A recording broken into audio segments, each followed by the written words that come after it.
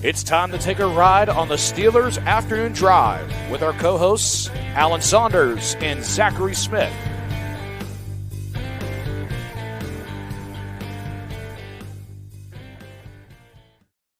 Welcome into another episode of Steelers Afternoon Drive. I'm Zachary Smith. That is Alan Saunders. Of course, we got somebody riding shotgun with us. And I feel like it's fitting, Alan, for you to tell people who is riding shotgun with us, because you told me something that I didn't even know when I asked if Donnie was still coming on the show today about him actually being with the site before.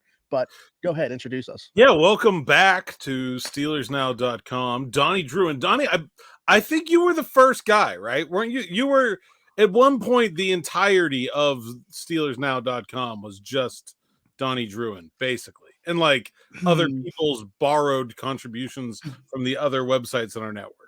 I don't want to say I was the only guy, but you had hit me up. You slid in the DMs, as the cool kids would say, and you were like, "Hey, this thing's going on.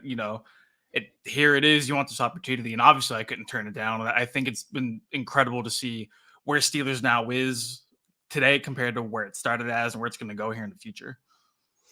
Yeah, it's been fun. Donnie, you had I don't know if you had the first post, but I'm pretty sure it was on the first day. You were there. January 2019, maybe. Does that sound right? Or just after the end of the 2018 season, somewhere in that that realm. It's been a long time. Donnie now works for the FanNation site covering Arizona sports, the Cardinals, and the Phoenix Suns, and you've done some Arizona State Sun Devils and a whole bunch of other stuff along the way. But really glad to have you back. And Donnie was just at the Super Bowl covering that, so we're going to probably pick his brain about some of those things, and I'm ready to do it. Let's go. Yeah, I am also ready to do it. Let's start, Alan. The first thing that I want to talk about right now, if the season started, who in the world is punting for the Pittsburgh Steelers? It might be you or I. I have a voicemail on my phone right now I haven't listened to. Very well could be the Pittsburgh Steelers asking if I'm available. It could be. I mean, Brad Wing is out there. He's going to punt in the XFL from what I've seen. I guess they could go grab him back pretty easily if they want to. My guess is that this is now one of the major needs of the offseason. After they've cut Presley Harvin, they're going to have to address it. We've talked about it a little bit. I wrote a story earlier this week just after the news that they were cutting Presley Harvin on Monday. On Tuesday morning, I wrote it kind of breaking down the options, right? You can spend a lot of money on free agency and get like the guy. Someone who's been there, done that, a sort of established NFL punter. You can decide that punter isn't worth spending that much money and try to do it the cheap way. Braden Mann, who the Steelers claimed off waivers last year, ended up finishing in the top 10 in gross average. So it's not like that path can't work. You can go the retread, Brad Wing or whoever, same way. Corliss Waitman was with the Steelers a couple of years ago. He's around now, and I believe available to be snagged. They can also draft somebody like they did with Harvin. That didn't work for him last time, but Torrey Taylor from Iowa, Austin McNamara from Texas Tech, and Nick is in love with the punter from BYU. I think it's like beyond like crush status. I don't know what's next. I don't know what the next level is. Tyler get to him though? Like, I'm thinking that there might have been something there that Nick is pushing for it this hard. Like, I don't know, but he's big on the BYU punter, who he saw at the Shrine game. So there's all these options out there, and certainly the Steelers are going to be digging into that, and we'll be digging into it too. But one came up this week that I actually didn't include in that article that maybe I should have, but Pat McAfee on his show suggested Matt Araiza, the former Buffalo Bills punter who was released. That was in training camp of 2022, right before his rookie year, when he was named as a defendant in a lawsuit for a rape case and ended up being dropped. There were never any charges filed. That happened in December this past December, and I was out there looking for a gig. What do you guys think about the idea of bringing someone like that in? He was the best college punter in the country. They nicknamed him the punt god. Like, there's pretty much no question that he can physically do the job. Everything is just whether or not this is somebody you want to bring onto your team. Donnie, you're the guest, so I'll let you go first. Yeah, I think you can go back to the draft process, right? Everybody was crowning him as a potential early pick, and surely the first specialist off of the board. So whenever he started to drop a little bit, the alarm bell started going off. You know, what do these teams know about Matt Araiza that we don't?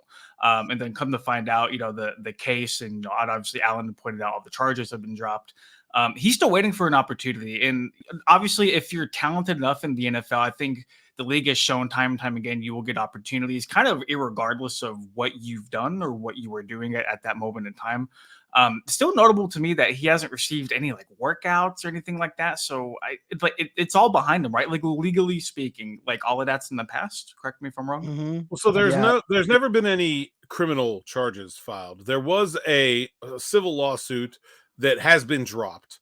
And so he's got nothing going on legally. And he I do also know had one against Yeah, her. he countersued for defamation. Yeah. All that's off the table right Mhm. now. I do know the NFL has the right to investigate on its own, and perhaps that is something they've indicated they might be doing in terms of, you know, you don't need to be charged with a crime to get suspended by the NFL. They can decide that on their own.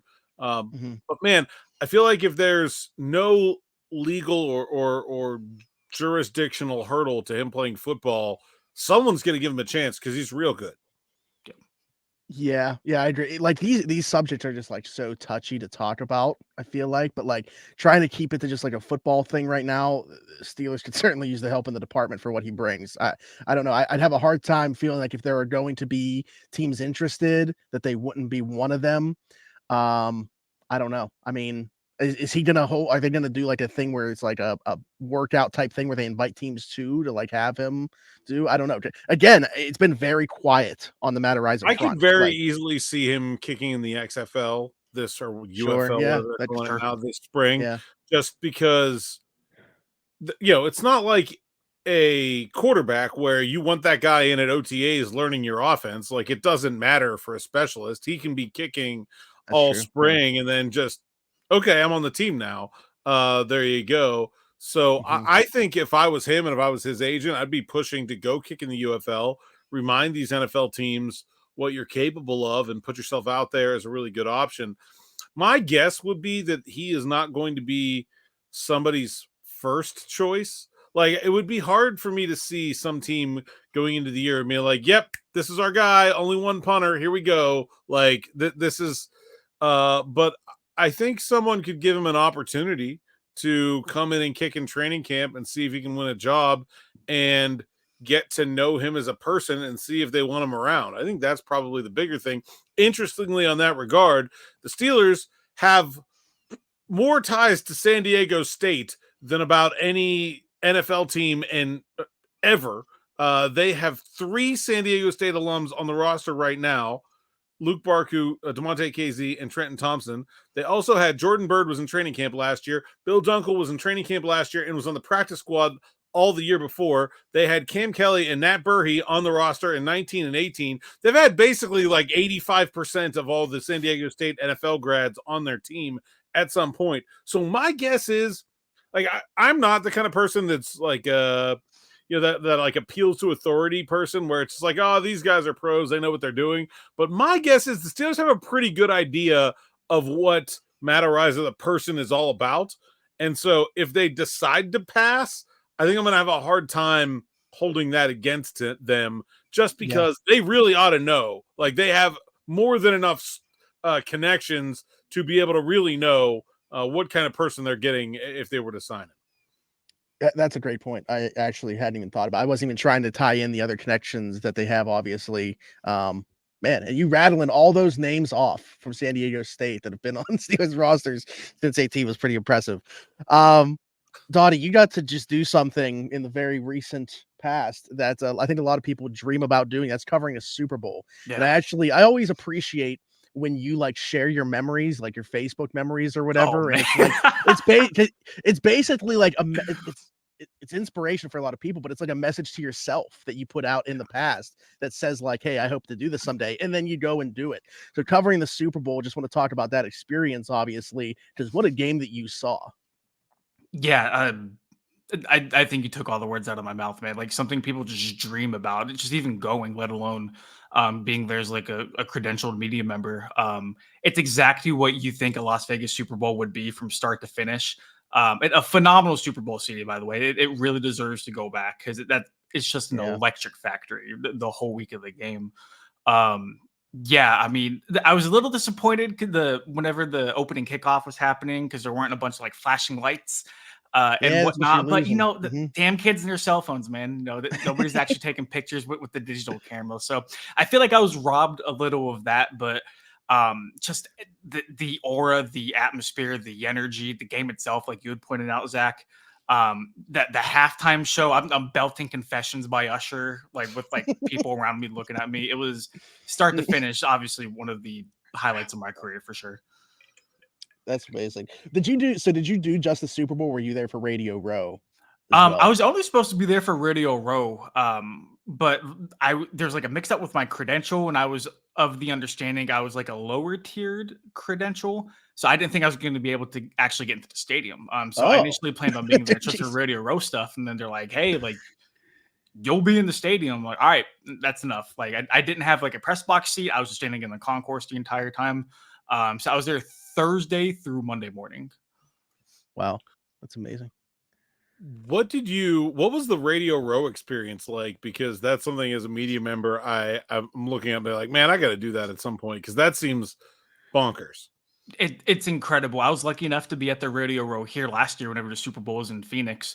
And it's just a madhouse of these like random celebrities. Like only at a Radio Row would like Bert Kreischer take his shirt off and like dap up Cam Newton and just like hop on the show for like 10 minutes, right? Like you see the wonkiest stuff. Like Bruce Buffer's just walking around with like a credential around his neck and just go up and talk to him. And these guys are like normal people, crazy. It's a madhouse, a lot of free stuff, and obviously all of us working in the industry, more than anything, we appreciate free stuff given to us. So a shout out to the Bounty, like the paper towel company, who had little not sweet, but like setup where they were giving people free wings and having their like paper towels with it. It's like, hey, look how good the paper towels kind of clean off your hands after you eat wings. It's just so exciting. It was so fun to go do a couple shows on Radio Row 2 to kind of get down underneath my belt. If you can ever go, I highly recommend it. I think that's in the game plan for us in the future. It's just it's tough. We got a lot going on. We know a lot of people still, even from our humble beginnings. We are not a big company, and so it's mostly just me and Nick out there doing most of the work. And you get to this time of year, and it's Senior Bowl, and it's the Shrine Game and the Pro Bowl and the Super Bowl all fall within like a 3-week time frame that also includes the divisional round of the playoffs if you happen to get there. And of course, we didn't know what the Steelers were going to be doing until they lost that Monday, and so didn't make it happen this year. But I think that's definitely on the list going forward. What's Vegas like as a Super Bowl city? I imagine absolutely insane. Right. I mean, that's kind of what I'm figuring. Mayhem, absolute mayhem. Vegas, any night of the week is going to be packed. It's going to be loud. It's going to be busy. But you bring that entire congregation of like Super Bowl people to one city. I had a tough time navigating the strip. Was not a big fan of the increased prices at the tables, but I'm not going to get into the money I may or may not have lost at the certain casinos I visited. But I mean, just there's something about the Super Bowl combining with Las Vegas to create just this incredible aura, this energy you can feel from even just being in your hotel room. Like the biggest game known to Western civilization is going to be played here in the city within a couple of days, and it's just as it gets closer to game time, it builds up. Phenomenal, just absolutely phenomenal. I love Las Vegas. I love the Super Bowl, and to see both of those things come together, incredible.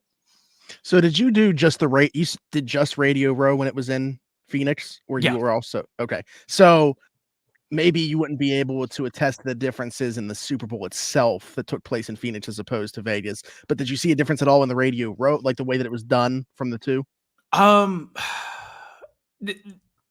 I will say the people working at the Las Vegas Mandalay Bay Convention Center need to learn how to give better directions, because I walked around lost for probably 45 minutes.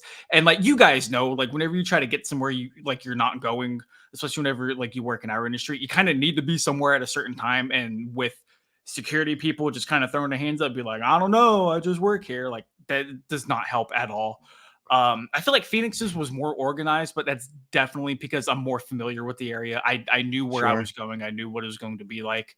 I feel like there's a lot more like famous people coming to Las Vegas, but that's probably just because the first Super Bowl in the city and it being one of the most infamous cities known to man.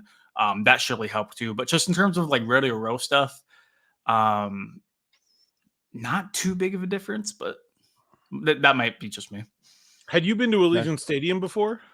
Yeah. I covered the Las Vegas Bowl whenever I was doing Arizona State coverage there. I went to the Cardinals Raiders game there. The year after that, went to a Pac-12 title game between Oregon and Utah. Covered that, and then as a fan, I've been there to watch FC Barcelona play Real Madrid a couple of years ago. That place is insane.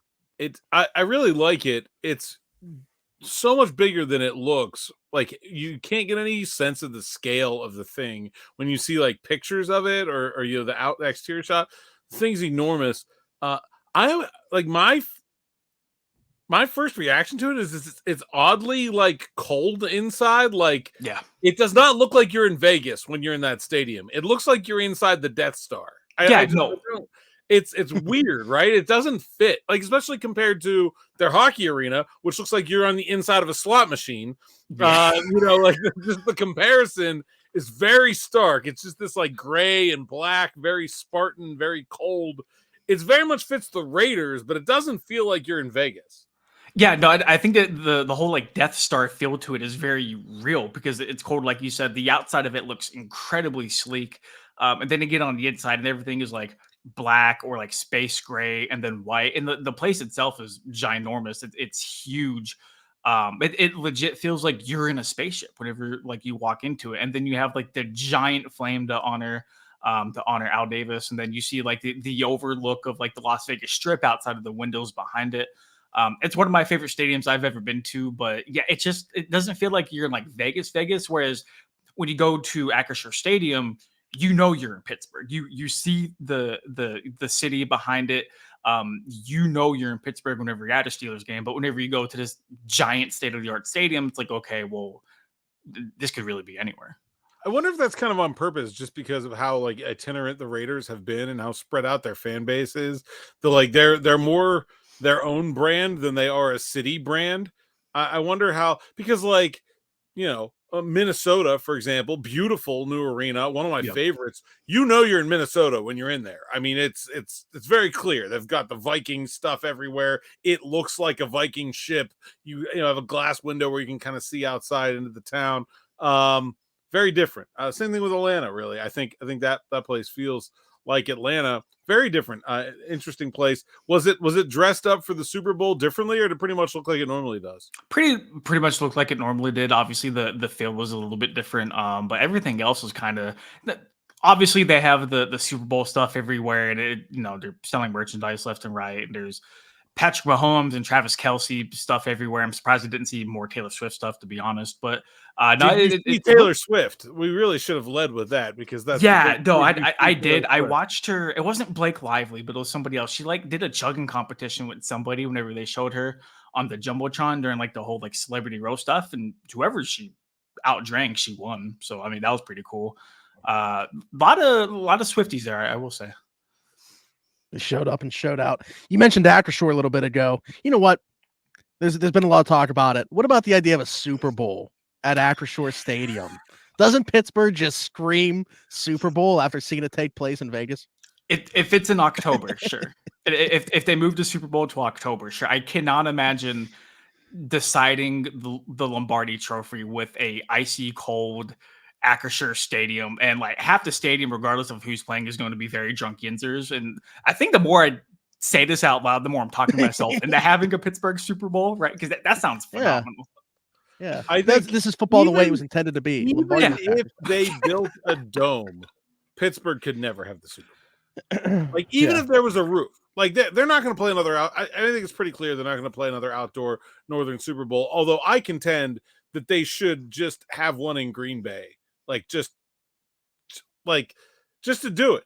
Have it in a town of 500 people, like in February in Green Bay. It'll be 2 degrees. I think it'll be awesome. 100th Super Bowl 100 should 100% be in Green Bay. Green That Bay. would be so cool. I'm totally on board with that. I think they should do it. It's not coming to Pittsburgh. They're not going to play an outdoor, Super Bowl in Pittsburgh. But even if they had a roof, even if they had a dome, they would never ever be able to play a Super Bowl in Pittsburgh because there's nowhere to put all the people. Vegas is the number one convention / hotel destination. Vegas has more hotel rooms than any other city per capita in the world, I think. Where would you put? The media hotels, the players in Vegas were staying at Lake Las Vegas in the other side of the valley. That if you held the Super Bowl in Pittsburgh, you'd be putting teams at State College in Erie. That's where every hotel room from Columbus to Syracuse to Hagerstown, Maryland would be booked. There's just no way that they could ever have a Super Bowl in Pittsburgh. I think it's funny that this is a thing that people bring up.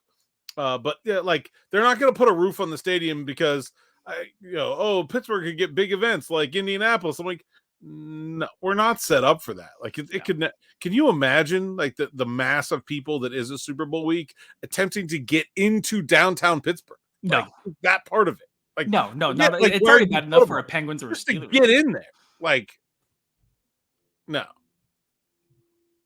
Yeah. I it's funny to think about, honestly, the idea of it, especially because of how many hotels are around me. We built so many hotels in Beaver County that it's just funny to think about, would we potentially see a bunch of people here that we're going to the Super? Because we're I'm saying, forget you. Yeah. There's going to be people in 100 miles on the other side of you. Cleveland's hotels would be sold out for a Pittsburgh Super Bowl. 100%. They would sell out all of Cleveland for a Pittsburgh Super Bowl. They would probably put visiting media in Cleveland because that's similarly to Donnie. Now I've talked myself into wanting it to happen. I kind of want to see it. You know what Pittsburgh really does need? We need a bowl game. Donnie brought up the bowl game at the Allegiant. A bowl game with a bunch of drunk yinzers who don't really care who wins between Miami of Ohio and Air Force in the cold. They would definitely care about Miami of Ohio. Yeah. Yeah. Oh, I will say, would care about Miami, Ohio. I will co-sign on the bowl game idea. Be a road game for Air Force there, that's for sure. But let me co-sign on the bowl game idea only if they can get a edible mascot, but it has to be a pierogi instead of the Pop-Tart. Well, they could play at PNC Park too. That would be interesting too. That'd be cool. I would be all on that. Pittsburgh is.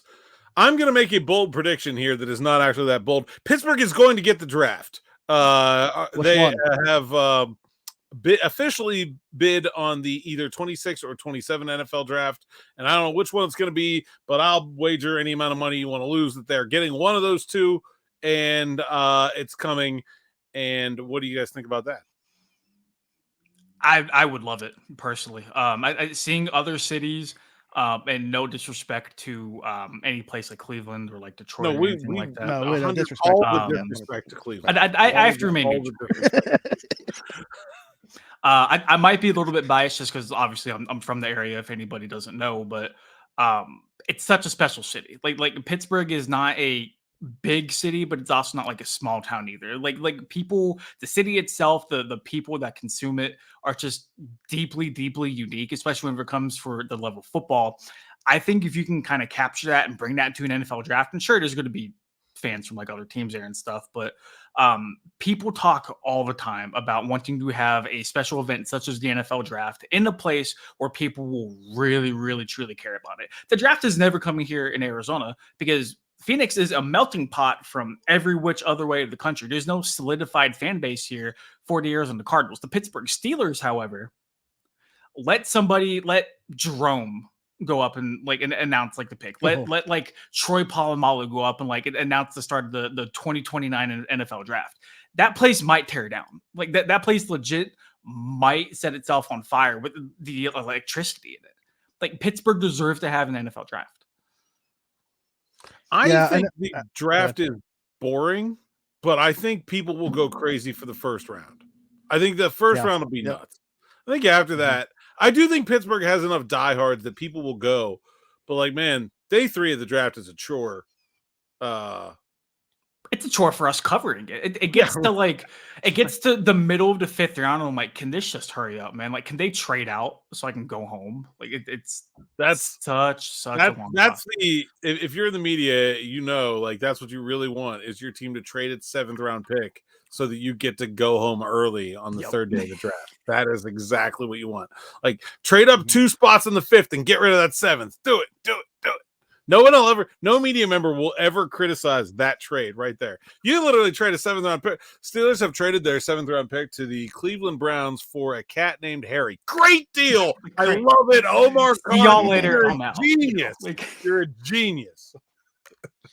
I feel like it's very it's very inconsequential for me. Like, if there's people that want to go to, if there's people that want to cover it live that are here, great, awesome. Hope that it happens for them. But like for me, I enjoy what I do, like doing a live stream for rounds 1 through 3, the 2 nights, and watching it on my TV and just having like my friends in a room and just talking about the picks and stuff. Like that's one of my 2 favorite days of the year is the NFL drafts for that reason. So like for me personally, whether it was in Pittsburgh or somewhere else, I'm gonna be doing the same thing. So that's fair. I don't really have that much of an opinion on it.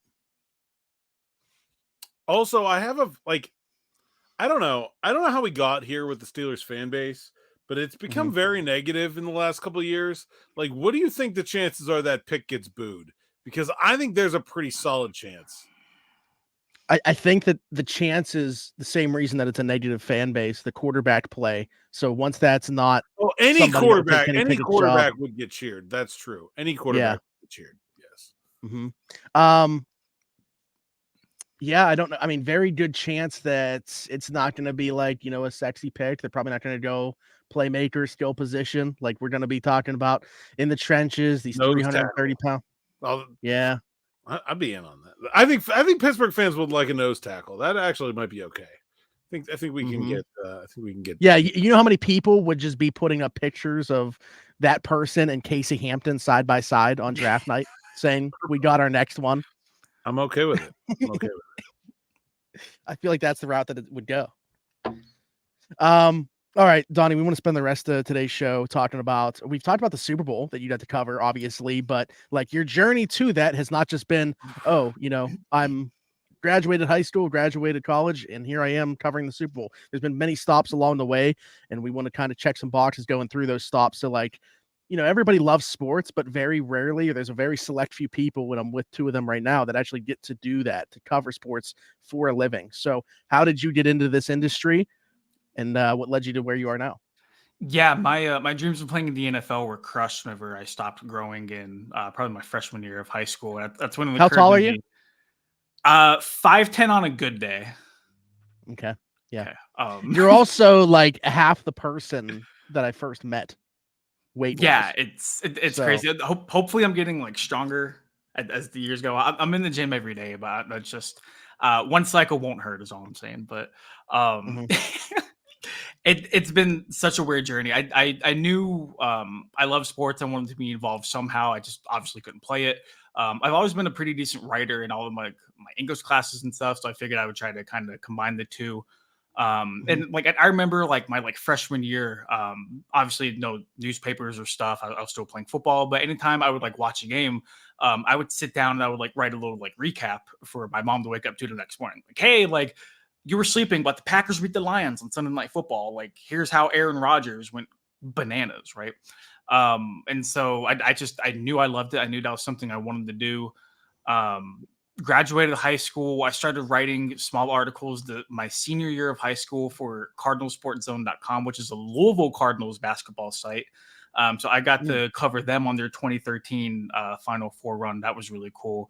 And then I just kind of picked up little small gigs and slowly but surely climbed up the ladder. Went off and on to community college for 6 years, never graduated. I tell my mom a lot of people go to school for 6 years, and she says, Donnie, they're called doctors. So that's really cool. I feel like I'm blubbering here. I got my first kind of big break with Allen whenever Alan hit me up and he's like, hey, like we need a Steelers guy. I know you do this, like come work for us. So I did that for a minute. And then luckily my boy Noah Strackmine, shout out to him, gave me the phone call where he's like, hey, we're partnering with the 2-letter network. Come on. And then I remember calling Alan. I worked a day job as a movie theater manager. And I remember calling Alan in the stairway of one of the theaters and like, hey man, like I am so sorry to leave you. Here's what's on the table for me. Do you think I should do it? And he's like, yeah, absolutely. And then Alan was nothing short of supportive for me to kind of make that leap. So I worked under Noah for a little bit. I emailed the big wigs at SI and I'm like, hey, I know you guys don't have X, Y, and Z. I'm here in Arizona. I would love to provide it. And now I'm here. I cover the Cardinals and the Phoenix Suns full time. And Zach, I don't want to put our time together under the table either. I was part of 412 there for a minute doing fantasy football stuff with you. I think a lot of people forget that, to be honest. But I mean, just being here with both of you guys is kind of surreal. Yeah. Well, very, very small blip on the journey of Donnie Druin, the Around the 412 Fantasy Football podcast. Man, I'm not even on the Around the 412 Fantasy Football podcast anymore. I just handed the keys off to Joe and Drew for that. I don't even do it anymore. It's just those. How about growth, man? I mean, both you and Steelers now has been crazy.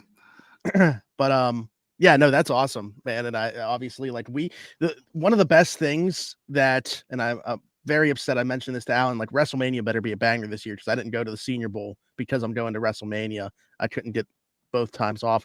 But like the Senior Bowl a couple years ago was really when we first met in the times that we had there. But yeah, Dottie, I just you're one of my favorite people in the industry, and I'm so happy that you've grown the way that you have. Yeah, question for Donnie? I don't think so. I do have like what do you like about covering the Cardinals, or what do you like covering about the NBA? Like I don't have any experience doing that. I'm actually thinking about trying to go to during it seems like every year during the combine the Pacers are on the road. This year the Pacers are at home.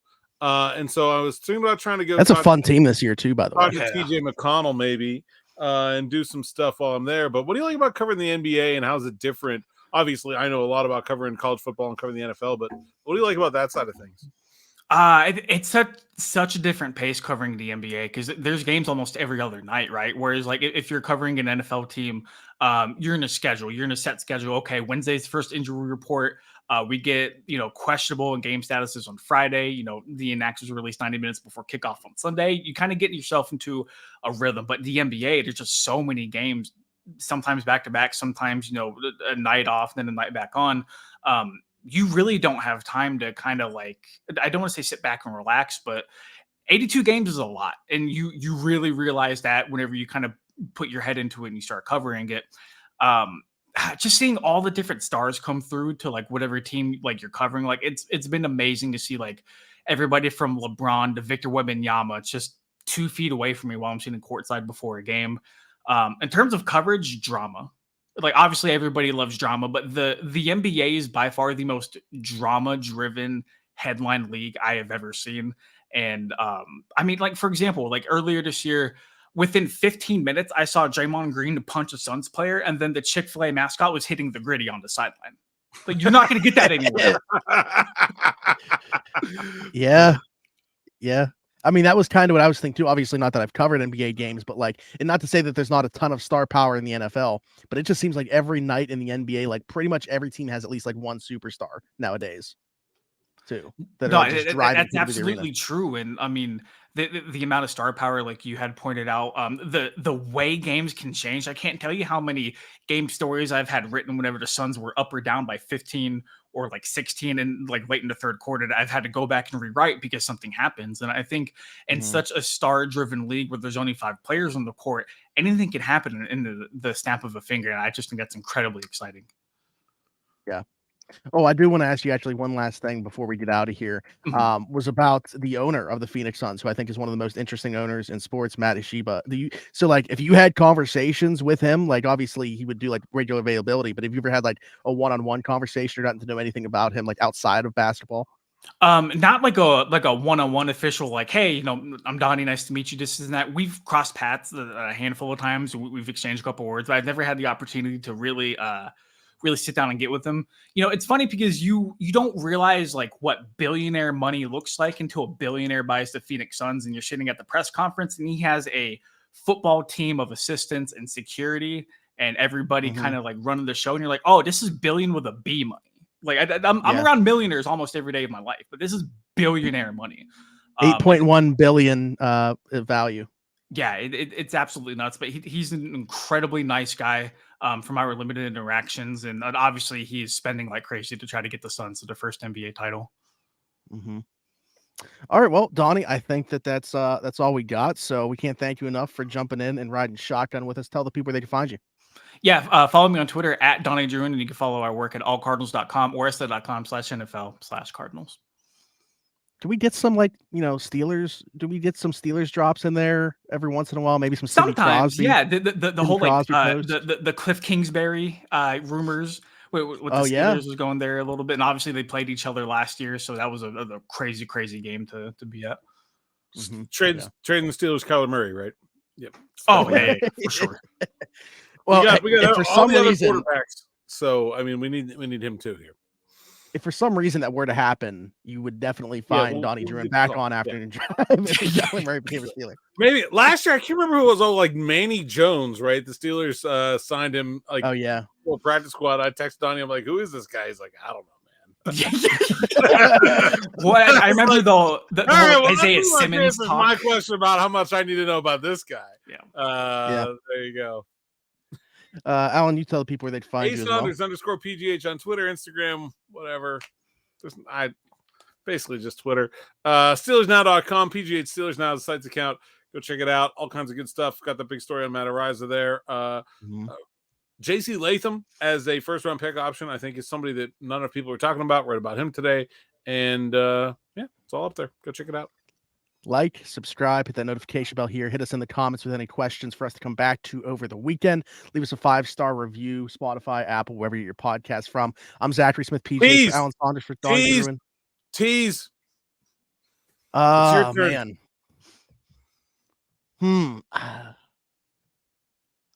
Dang it, I wasn't prepared for this. I don't know how to tease this.